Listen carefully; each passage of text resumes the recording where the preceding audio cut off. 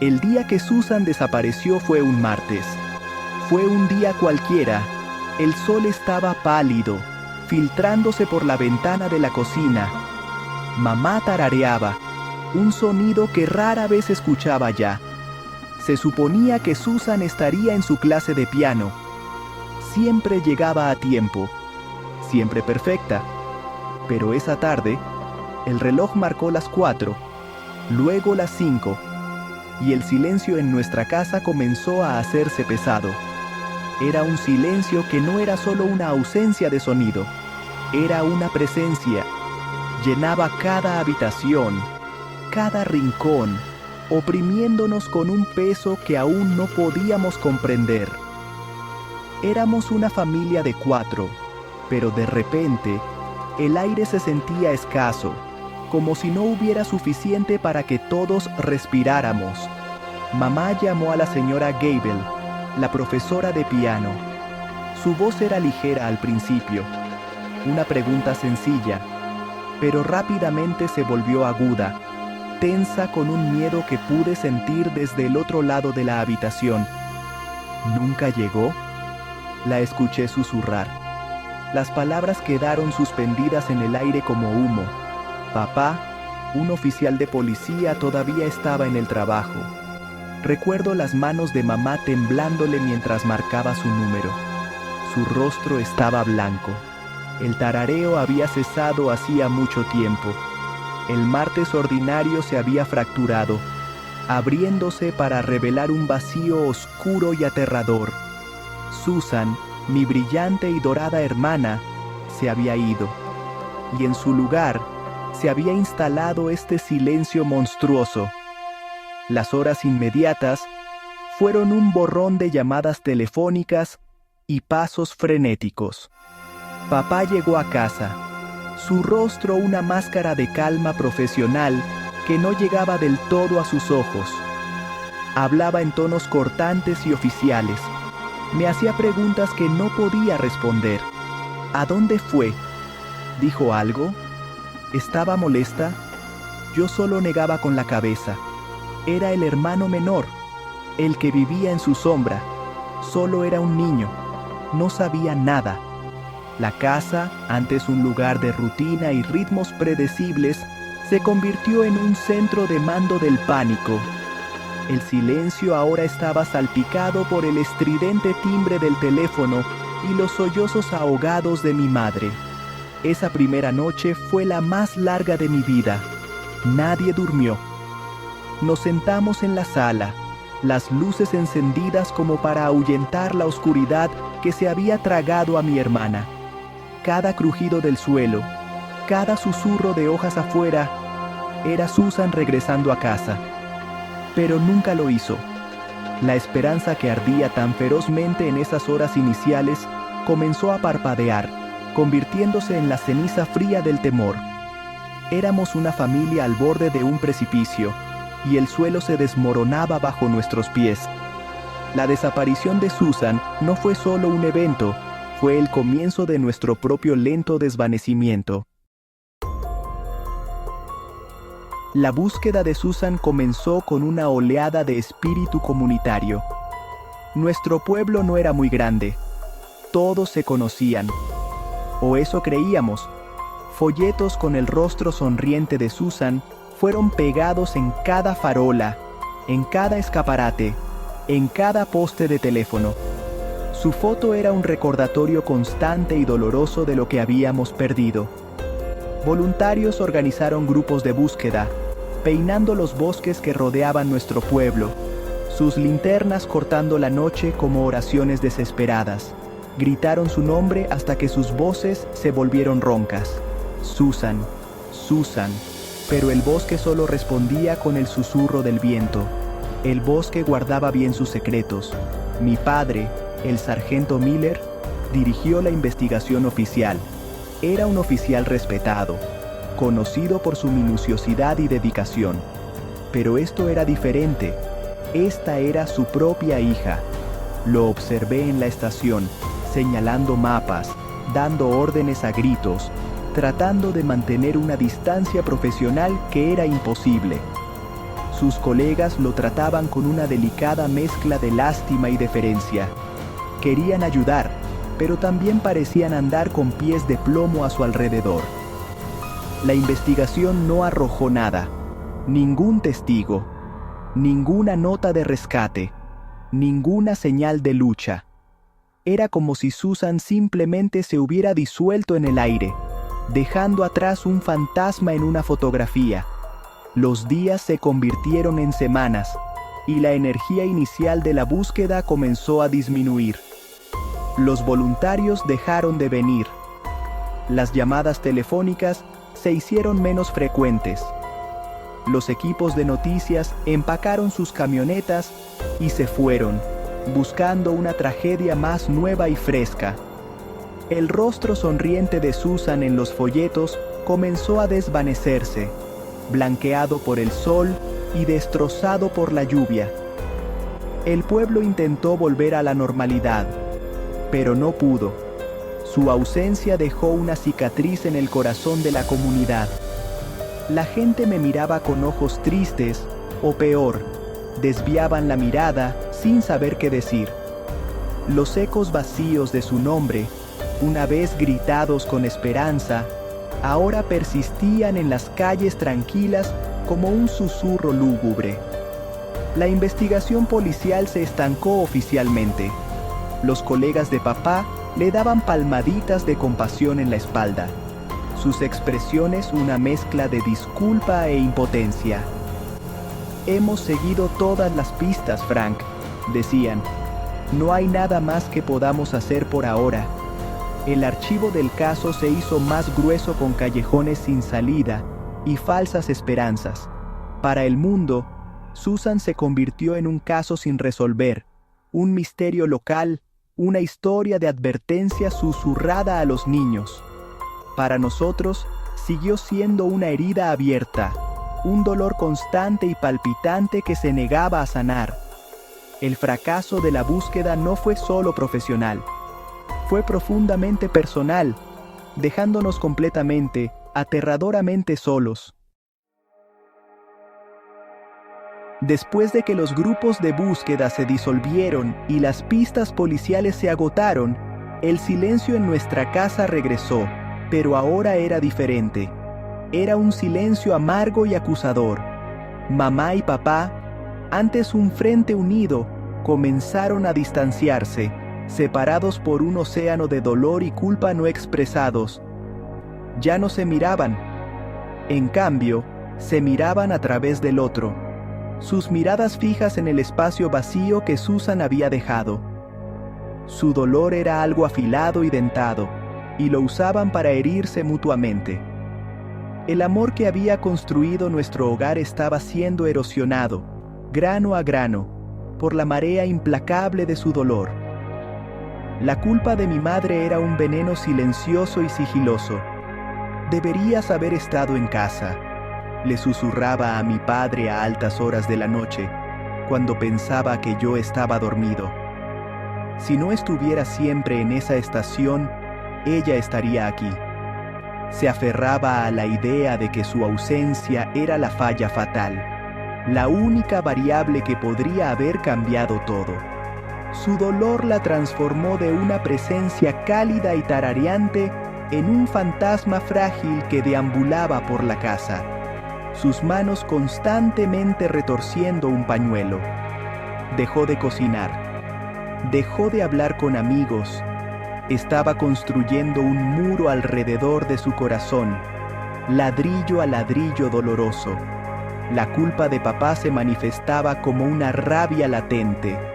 No podía dirigirla hacia el monstruo sin rostro que creía que se había llevado a su hija, así que la dirigía hacia mi madre. «Tú eras la que estaba con ella», rugía, su voz haciendo eco en las habitaciones vacías. «¿Por qué no estaba en esa lección? ¿Por qué no la revisaste?»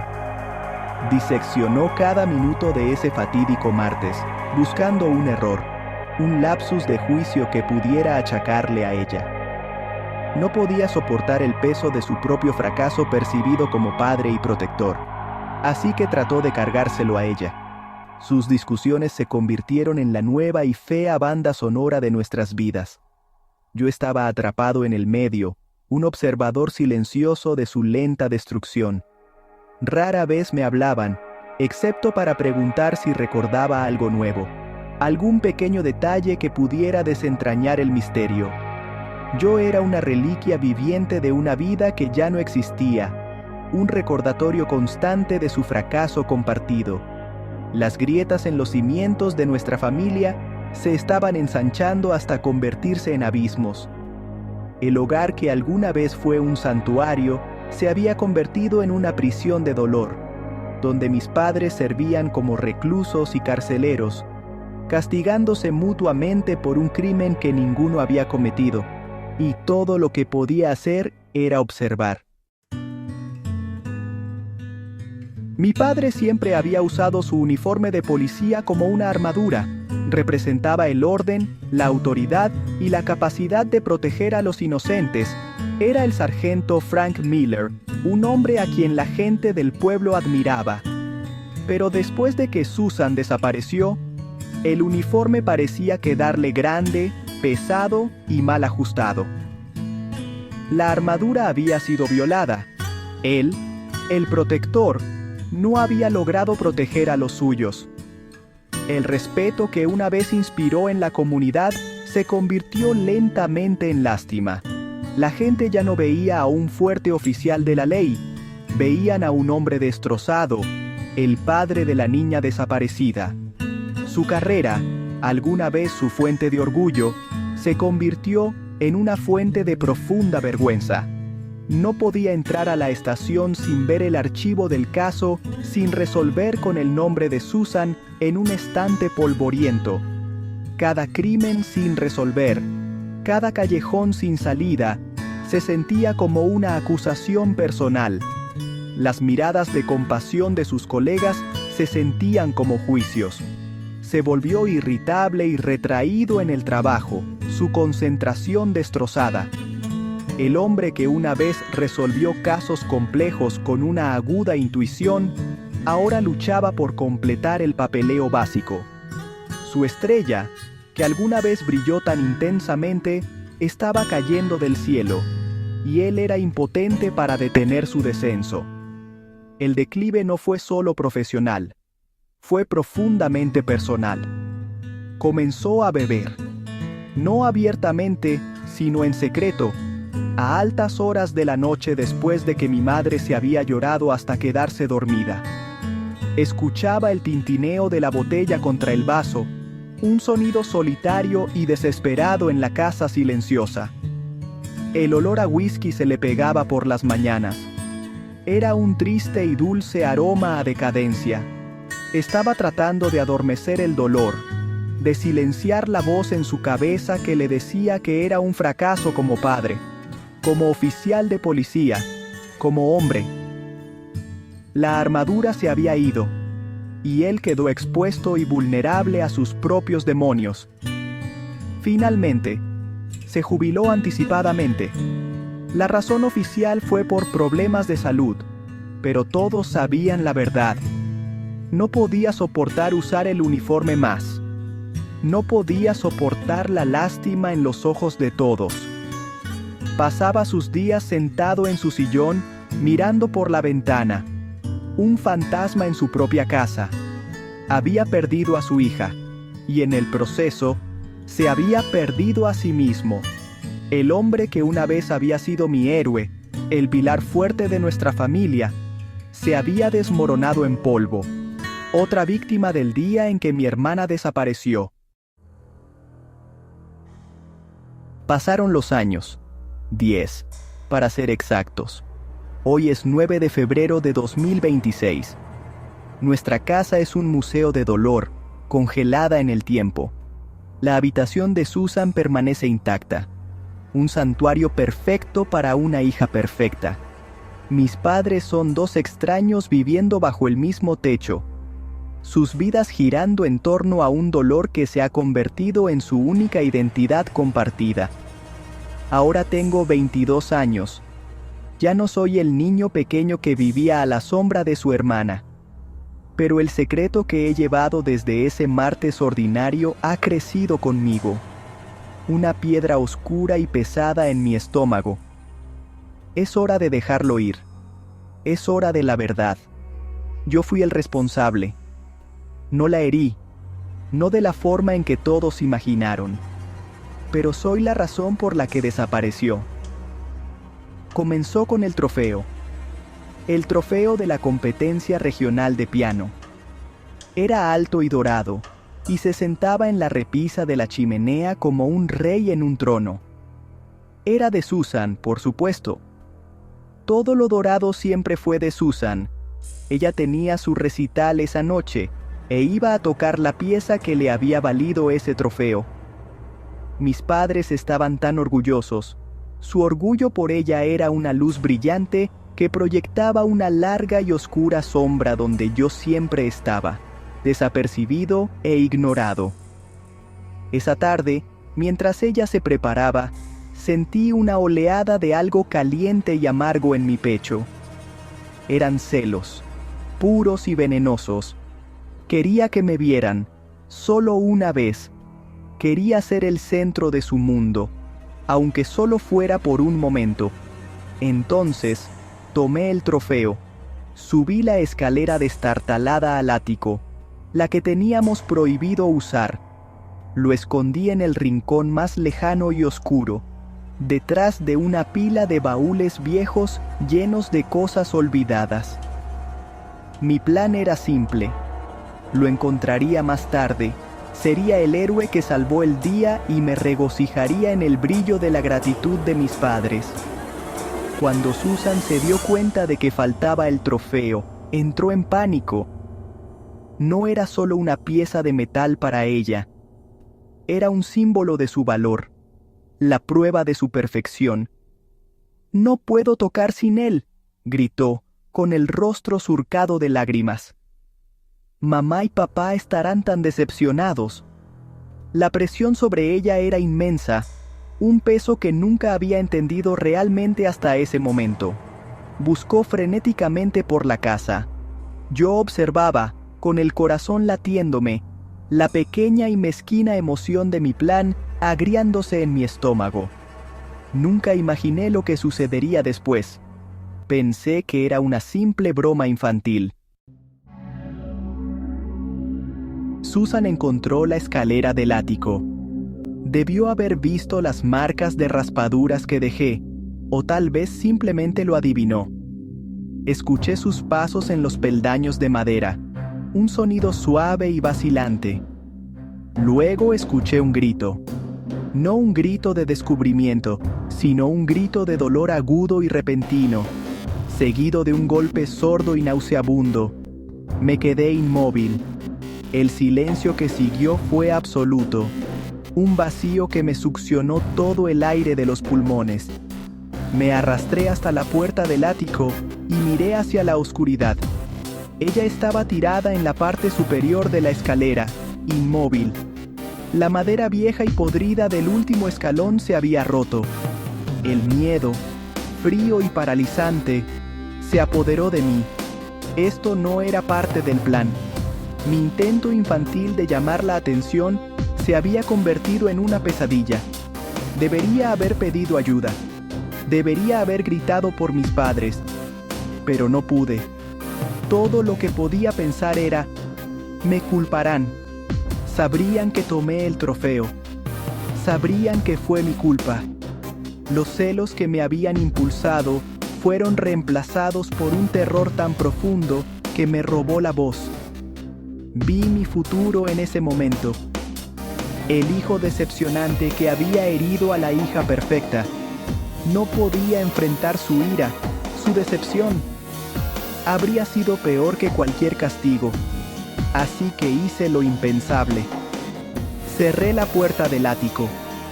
Empujé la pesada estantería frente a ella, la que siempre estuvo allí.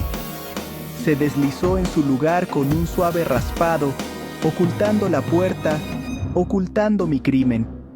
Me dije a mí mismo que solo estaba inconsciente, que se despertaría, que encontraría otra salida. Era una mentira que necesitaba desesperadamente creer. Volví a la sala y me senté en el sofá, mi cuerpo tembloroso, mi mente una tormenta caótica de culpa y miedo. Esperé. Escuché un sonido, cualquier sonido, desde arriba, pero solo hubo silencio.